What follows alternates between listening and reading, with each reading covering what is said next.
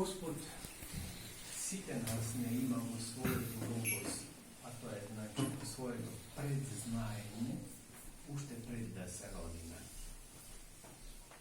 Ете зошто во суштина секое прекинување на бременоста на жената во суштина е погрешно. Затоа што Господ го има, го носи тоа од вечност и сака да го исполни во времето. А ние му попречуваме со тоа што не сме согласни да се роди личноста кој Господ ја познава уште пред да се роди. Ети како го познава и Свети Јован Пророк предвиđи крстиото, го знае дури неговото дело, до каде може да стигне, сепак ќе каже човек, па како ништо не зависи, тогаш од нас не. Многу зависи од нас. Меѓутоа тоа што Господ знае однапред што може и каков потенцијал има некој, тоа е Господова работа. Тоа Господ само го може. Да знае однапред што може да се случи. Ние можеме да нагаѓаме често пати и со поголема веројатност или точно да ја предвидуваме иднината за кратко време, за неколку месеци или неколку години што може да се случи. Но Господ го знае тоа од вечност. А за нас од вечност. Неговата вечност нема време.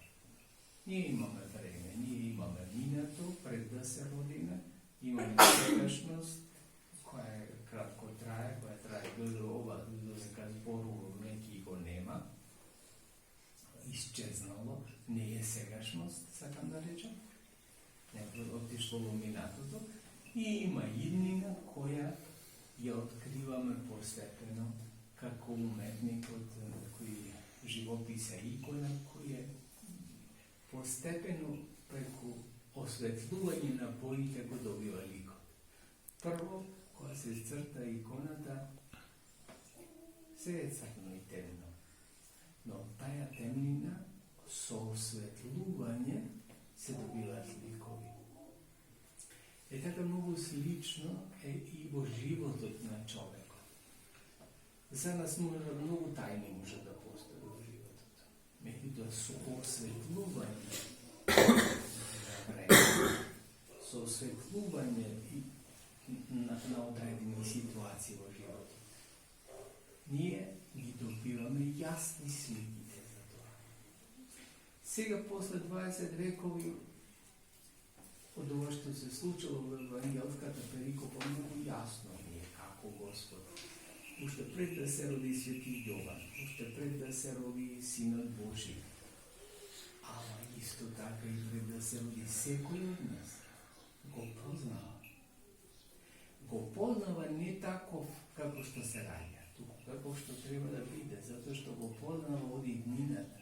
Како да каже, како човек се сеќавам некои по-возрастни, што дете ми велеа, ти што одиш, јас се враќам. Така Господ, слично, многу се враќа, ние кај што одиме. Ама тоа треба да го сватиме, тоа да го разбереме, дека Господ ја господари вечноста, не го господари моментот само. Може да ни се случува и лошо дана во одреден момент и треба да ги најдеме причините, меѓутоа Господ на крај го гледа сето тоа и на крај се ќе види добро. Се ќе види добро затоа што ќе се спаси нормално. Затоа што смислата ја дава крајот, не да ја дава почетокот. Почетокот е важен за да почне. Ама може на патот на крајот да се случи пропаст. Затоа е важен крајот. Крајот само го благословува почетокот. Ето и треба да ги го познава Господ. Затоа е многу лесно денеска да се протолкува евангелска перикопа и да се знае тоа во замешателство се луѓето, па како може Захарија да не зборува, што се случува, тоа сега, после 20 века, разбираме и сваќаме дека во суштина Захарија може да не знае, може одредена работа како времени човек да ја пропушти. Ама затоа никако не може Господ тоа да го направи.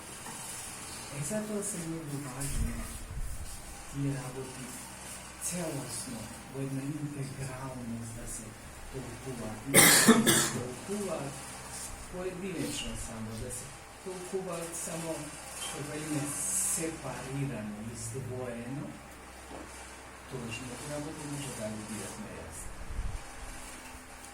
Ама ако се протолкува ова, каква последица и каква смисла има на нашиот живот, ќе видиме дека има смисла секое ново раѓање во суштина осмислено Бог.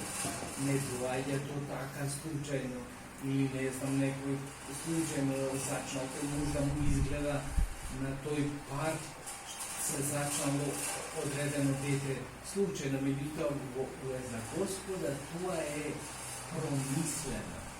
Односно во неговото признање го има и тој човек, да не речам за повозрастен, да не речам дури го има и како ќе си замине од овој свет. За нас не е чудно, човекот кој не е ни роден, а Господ го знае каков ќе биде во неговата зрела доба или во неговата старост, ако ја доживее. И ми речете, како Господ го знае, тогаш имаме никаква слобода. Не, имаме слобода, меѓутоа Господ ја познава и нашата слобода. Ете тоа ја знае што би можеле да направиме со нашата слобода. Знае отприлика дали би можеле да се самоубиеме со нашата слобода. И затоа не познава. Знае и пути работи, докаде може да оди нашата слобода. Ете каже човек, тогаш нема слобода, тогаш не е ограничена слободата. Не ни е ограничена, браќи и сестри, полно ја имаме целосната слобода. Меѓутоа, некои принципи кои ги усвојуваме во текот на животот, не ни дават нашата слобода да биде каква анархија, шо ќе ни падне на памет, тоа да сакаме да го направиме. Обратно, имаме воздржување, тие принципи кои ги усвојуваме во текот на животот ни прават пречки, кои се благословени, кои се добри пречки.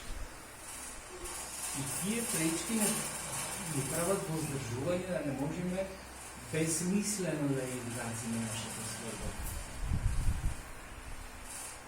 Ете како го погледнем овој насам на наѓањето на Свети Јован Крстител. Како, речеме, зошто била неплодна толку време Елисавета, или зошто година старо Захарија да има дете, зошто?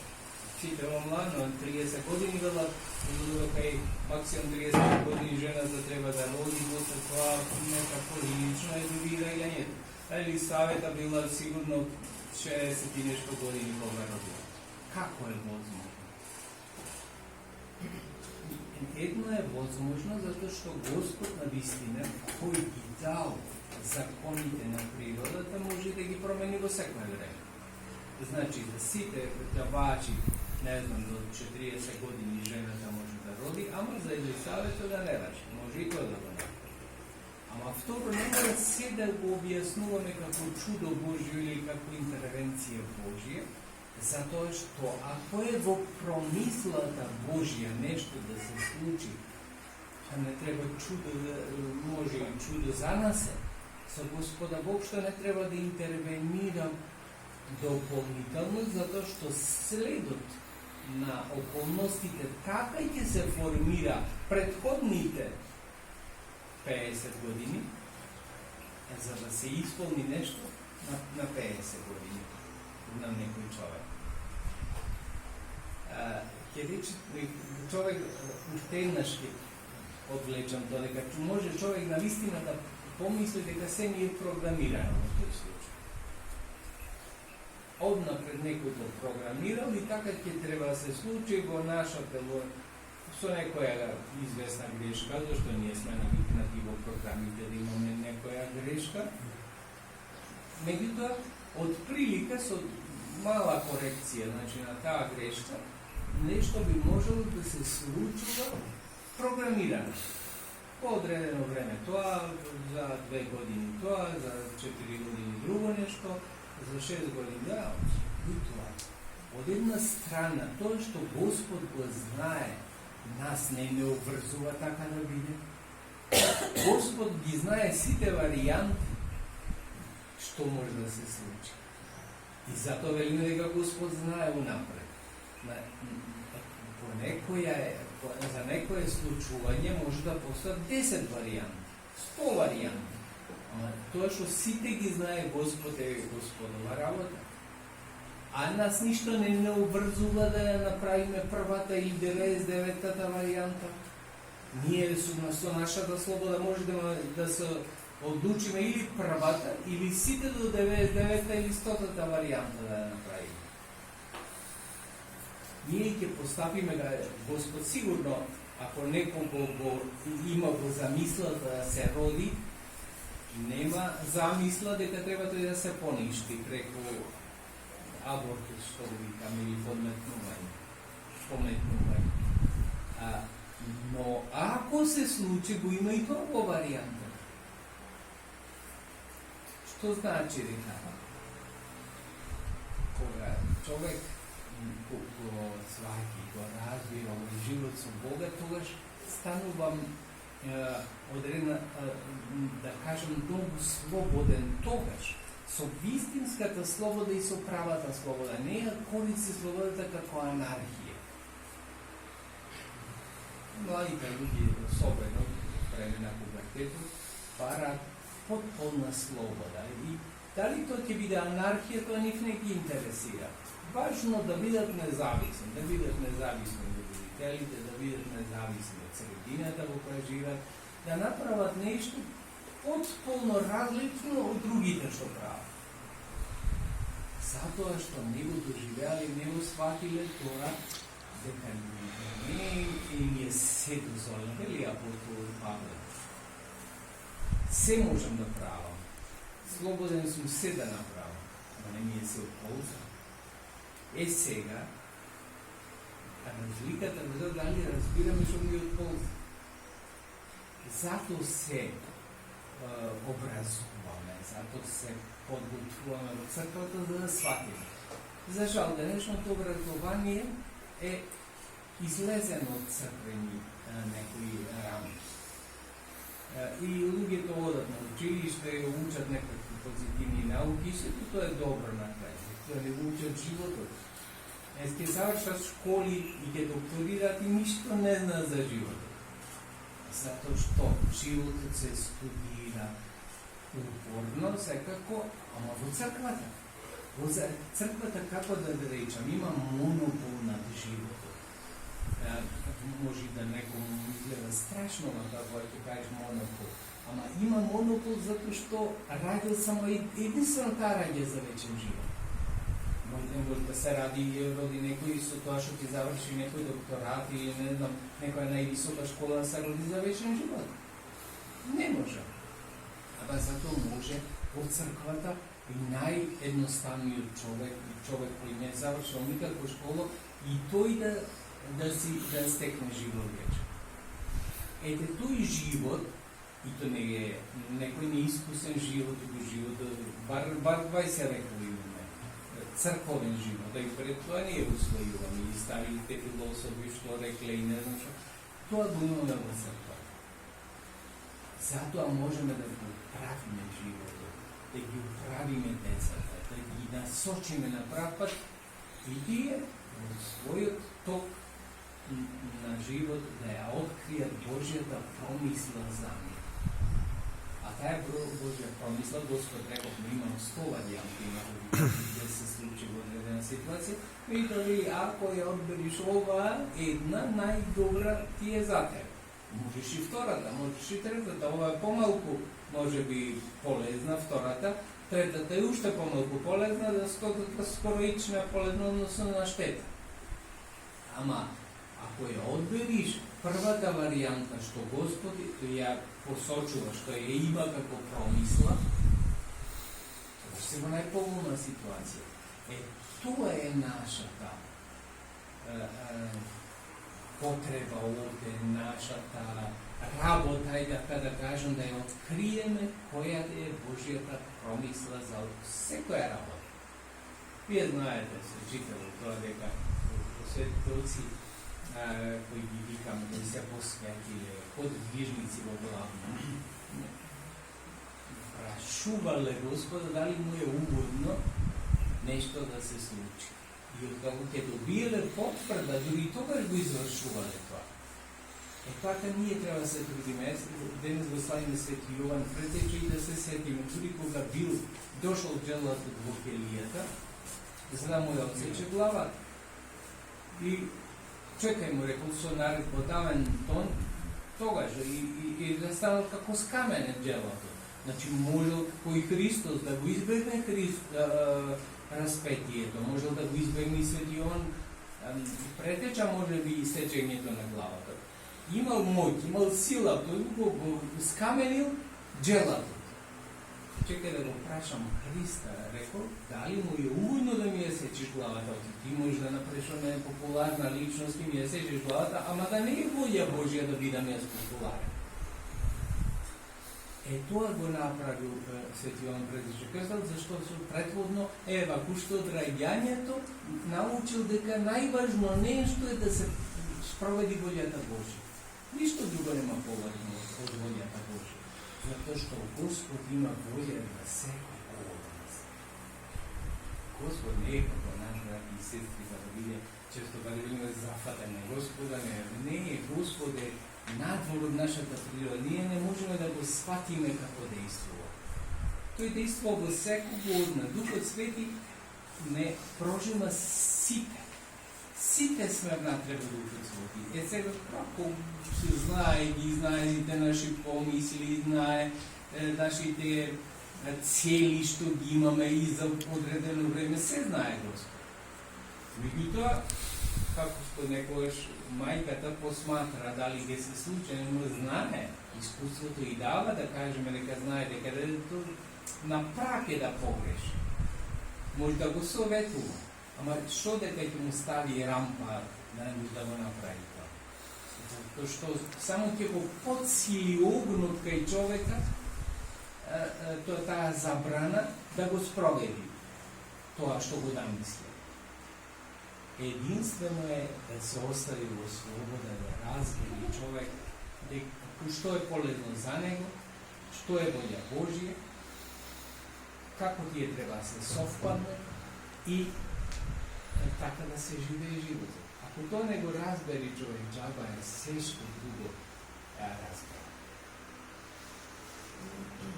Денеска, значи, кога го славим мојот празник на Свети Јован Предтече Крстител, да се сетим. Ние славиме само 3 роден дени. Поставиме на Христа, на Пресвета Богородица и на Свети Јован. И друг роден ден не славиме, зашто роден ден кој ќе се роди некој за живот вечен, оно што претходно го зборувавме. Важно е како ќе го завршиме толку. Не е важно како ќе почнеме, може да почнеме со голема ревност. Ма ако не завршиме добро, ништо. И затоа црквата, имајќи го тоа искуство, дури откако некој ќе замине од овој свет, може да го цени неговото дело. Го цени. Ние секако имаме почит кон луѓето, уште пред да заминат. Ама, откако ќе заминат, имаме сигурна потврда дека тој не направил нешто спротивно. Истото е, уште од најстаро време, значи, и го учиме на пророците, на Божите луѓе кои ги има во црквата плејада и кои ние ги имаме за пример како да постапуваме. Еден од нив, секако пред Господови, а да не речам најголем роден дружина, зашто тој сам ги отпопели Господ е Свети Јован Предтече Крстител, че спомнеме го сам. Тој е најголем од луѓето родени од душени. Затоа што не е само подвигот што го направи, што јадал див мед и скакулци само и цел живот само тоа јадал и не знам, тоа е голем подвиг, секако. Ама, затоа што тоа го образувало да биде крајно посветен на Бога. Кој може да стави рака на главата на некого? Само тој што е поголем, секогаш било така. Значи, Јаков ги благословил децата на Јосифа со тоа што ја ставила раката на главата, значи како поголем него. Само поголемиот, помалиот миговете можел да стави рака на главата на повозрастни. Свети Јован предича достоен да стави рака на главата Господа. Јако не е поголем од Господа Христа, ама со колку бил привилегиран тоа значи. Значи, затоа и најголемо роденачење е ставил раката на главата Христа. Ние тоа треба да знаеме да го почитуваме и да го цениме. Го почитуваме и го цениме. Ние после Света Богородица веднаш во отпуст, дали е во молитва или во било што го споменуваме се Јоан Крстител и крстите. Затоа што е голем пред Господа, а голем и пред нас.